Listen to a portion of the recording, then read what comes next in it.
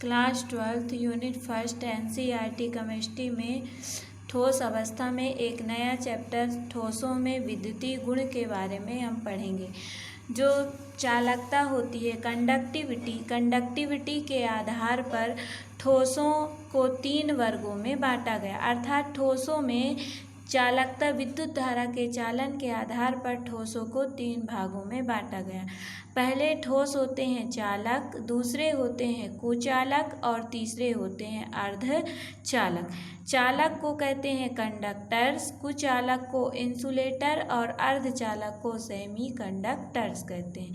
चालक क्या है? कंडक्टर्स। चालक की डेफिनेशन पढ़ते हैं कि वे ठोस जिनकी चालकता की परास मतलब जिनकी चालकता की जो रेंज है 10⁴ से 10⁸ ओम इनवर्स मीटर इनवर्स के मध्य होती है।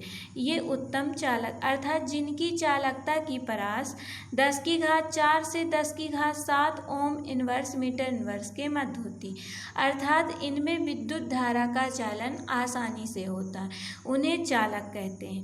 फिर दूसरे होते हैं विद्युत रोधी। विद्युत रोधी को कुचालक भी कहते हैं, इन्हें इंसुलेटर कहते हैं। तो वे ठोस जिनकी चालकता बहुत ही कम होती है, मतलब माइनस में पहुंच जाती है 10⁻⁻20 से 10⁻⁻10 ओम इनवर्स मीटर इनवर्स के मध्य होती है, उन्हें विद्युत रोधी या कुचालक कहते हैं। अर्थात जिसमें बिल्कुल भी विद्युत धारा का चालन नहीं होता उसे कुचालक कहते हैं। जैसे हम चालक के एग्जाम्पल में कोई भी धातु ले लो, जैसे तांबा ले लो, चांदी, ये सभी चालक होती हैं। परंतु विद्युत रोधी में जैसे विद्युत रोधी ठोस में जैसे लकड़ी आता है, प्लास्टिक आता है, ये विद्युत रोधी होते हैं। फिर होते हैं अर्धचालक।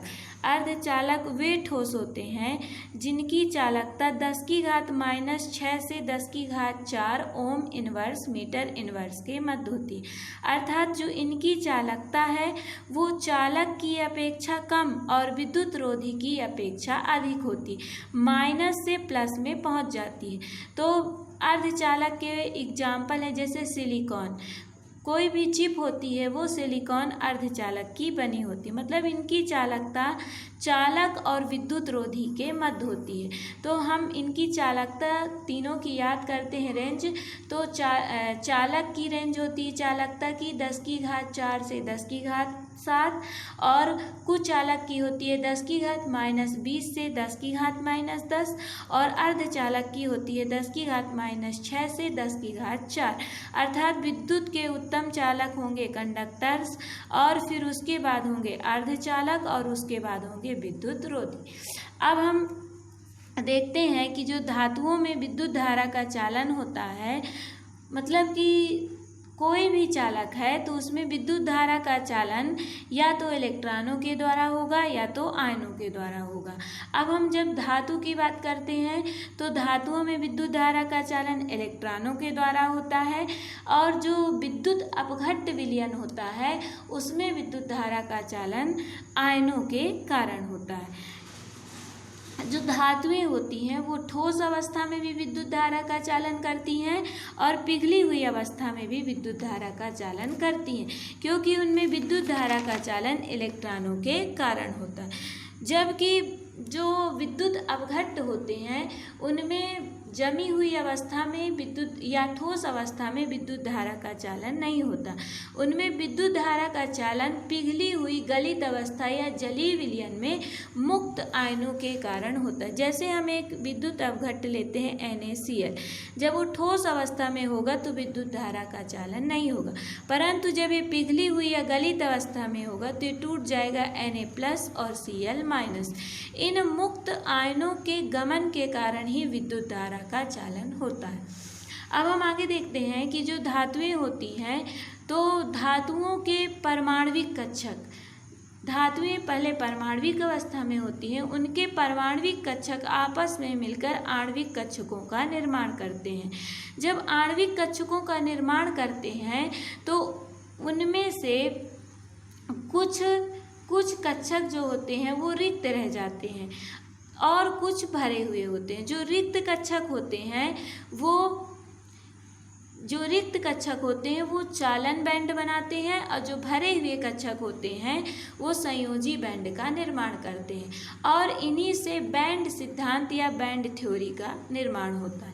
बैंड सिद्धांत को हम चित्र के द्वारा समझते हैं कि जो चालक होते हैं, चालकों में दो प्रकार के बैंड, नीचे की ओर भरा हुआ जो कक्षक वाला बैंड होता है उसे संयोजी बैंड, और ऊपर की ओर जो खाली बैंड मतलब कि खाली कक्षक होते हैं उनके बैंड को चालन बैंड कहते हैं। तो जो धातुएं होती हैं अर्थात वो चालक होती हैं, तो उनमें संयोजी बैंड और चालन बैंड की ऊर्जा में अंतर बिल्कुल भी नहीं होता।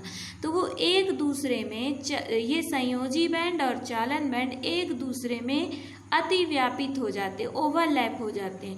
जब एक दूसरे में अतिव्यापित हो जाएंगे तो इस संयोजी बैंड के इलेक्ट्रॉन चालन बैंड की ओर स्थानांतरित होने लगते हैं और विद्युत धारा का प्रवाह आसानी से होता है। अर्थात ये है कि जब परमाणविक कक्षक आपस में मिलते हैं तो आणविक कक्षक बनाते हैं। जब आणविक कक्षक बनाते हैं तो इनमें से कुछ कक्षक पूर्ण भरे होते हैं और कुछ खाली होते हैं। जो पूर्ण भरे होते हैं वो संयोजी बैंड बनाते हैं, जो खाली होते हैं वो चालन बैंड बनाते हैं। जो धातुएं होती हैं या चालक होते हैं उनमें संयोजी बैंड और चालन बैंड के बीच बिल्कुल भी ऊर्जा अंतर नहीं होता, जिसके कारण इलेक्ट्रॉन सीधे संयोजी बैंड से चालन बैंड की ओर स्थानांतरित हो जाते हैं और विद्युत धारा का प्रवाह आसानी से होता है। जो अर्धचालक होते हैं उनमें संयोजी बैंड और चालन बैंड के बीच ऊर्जा का अंतर पाया जाता है। अब आगे हम इसे देख लेते हैं। ये कुचालक है, इसमें चालन बैंड और संयोजी बैंड के बीच ऊर्जा का अंतर बहुत अधिक होता है, जिसके कारण बिल्कुल भी इलेक्ट्रॉन संयोजी बैंड से चालन बैंड की ओर नहीं पहुंच पाते हैं और उनमें विद्युत धारा का प्रवाह नहीं होता। जबकि जो अर्धचालक है उसमें चालन बैंड और संयोजी बैंड के बीच की ऊर्जा का अंतर चालक की अपेक्षा अधिक किंतु कुचालक की अपेक्षा कम होता है, जिस कारण कुछ इलेक्ट्रॉन संयोजी बैंड से चालन बैंड की ओर चले जाते हैं और इसमें विद्युत का प्रवाह हो जाता है। इस प्रकार अर्धचालक में विद्युत का प्रवाह चालक की अपेक्षा थोड़ा कम किंतु कुचालक की अपेक्षा अधिक होता है।